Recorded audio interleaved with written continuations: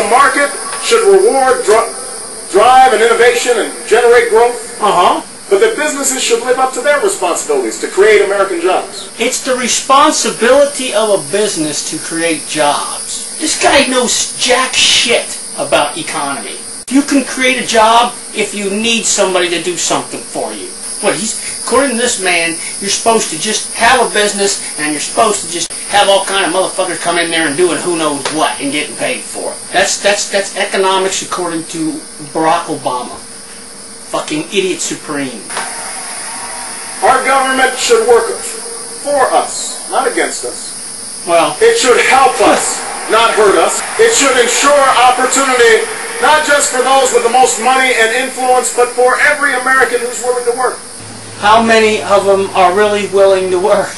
If somebody is really willing to work, then they don't even need the government for anything. They just need to work.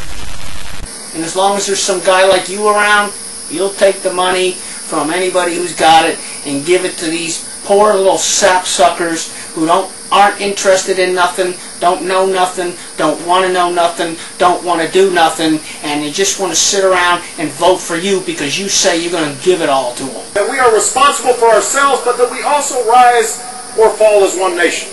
No, we don't. If you're sitting there with your thumb up your ass, I'm not falling with you. Fucknut. I am my sister's keeper. Oh!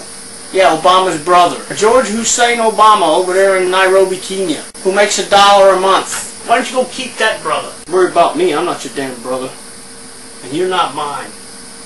And nobody else is your brother either, except him. So go mind your own goddamn business. Change means a tax code that doesn't reward the lobbyists who wrote it, but the American workers and small businesses who deserve it. You get a big old tax cut. John McCain, I will stop giving tax breaks to companies that ship jobs overseas. And I will start giving them to companies that create good jobs right here in America. There won't be any with your damn laws, you idiot. No company's going to want to open up nothing. No company will expand over here with your frickin' policies, you dumbass. I'll eliminate capital gains taxes for the small businesses and startups that will create the high-wage, high-tech jobs of tomorrow. Yeah, really small. Oh, yeah. Eliminate capital gains taxes for small businesses. Investors invest in companies by buying stock, and if they get a return on their stocks, that's a capital gain. The company itself don't make a capital gain. This fucking guy's a fool. Listen now, I will cut taxes. Yeah. For 95% of all working families. They already don't pay any taxes. In an economy like this, the last thing we should do is raise taxes on the middle class. The old middle class tax cut promise that Democrats always make before getting into office. Remember Clinton with his 1992 middle class tax cut promise?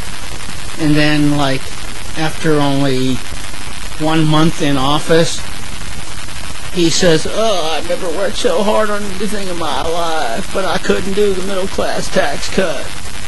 And then he not only did not give the middle class a tax cut, he gave everybody, upper, middle, and lower classes, a tax increase, and he made it retroactive to the year 1992 before he even ascended to the presidency. Do you remember that? You're about to repeat the same mistake, aren't you, shit for brains?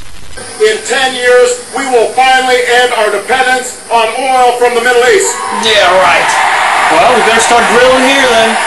How exactly did all these 80,000 people crammed into the stadium wildly cheering about not having any oil in 10 years, how did they all get to the stadium today? How are they going to get to the stadium in the future? Are they all going to walk?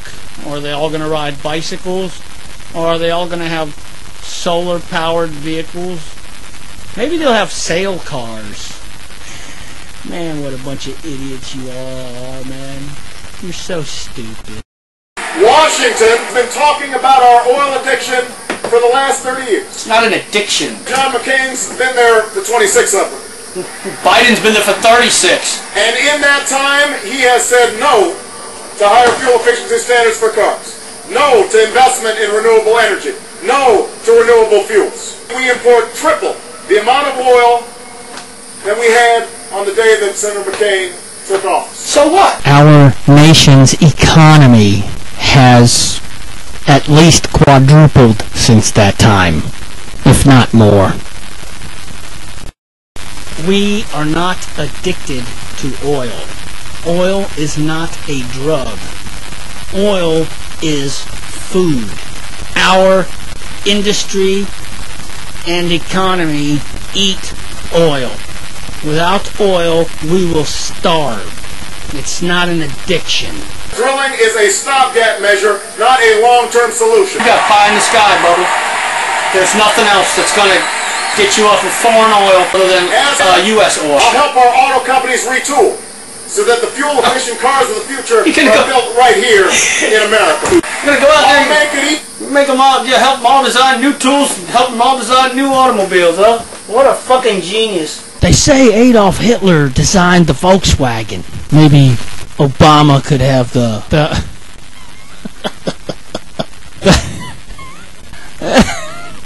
Obamatron, the Baracket.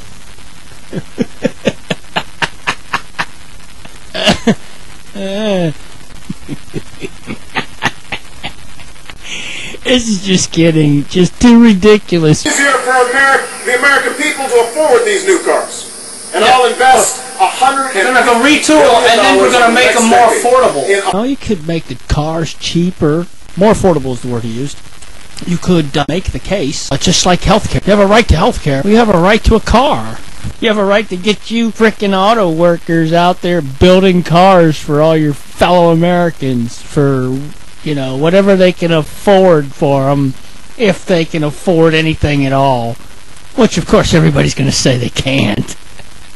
So, everybody's going to wait in line for some piece of shit that y'all put together. It'll be just like the Soviet Union. Yeah, good times. Affordable, renewable sources of energy. We're going to have new technology, and it's going to be the next generation of biofuels. An investment that will lead to new industries and 5 million new jobs that pay well and can't be outsourced. And you'll never be fired, and you'll never be laid off. Everybody else with all these great jobs is going to be making so much money that they're going to be able to buy the stupid stuff that you're going to be making, and everybody will have everybody else's stupid stuff that they're all making in all their great companies, and they'll always have benefits, and they'll always have increasing wages. Business will always be good, and they'll have Keogh plans and 401ks, a company car, and you'll live happily ever after, forever and ever. What a great guy, this Barack Obama. He is it. He is the one. He loves us all. He must become our dear leader. Where do you get 5 million new jobs? Where do you come up with that figure? Why 5 million? Why not 10 million or 4 million? Let's go to Barack Obama's website, shall we? Okay, here we are. Yes, under the economy section.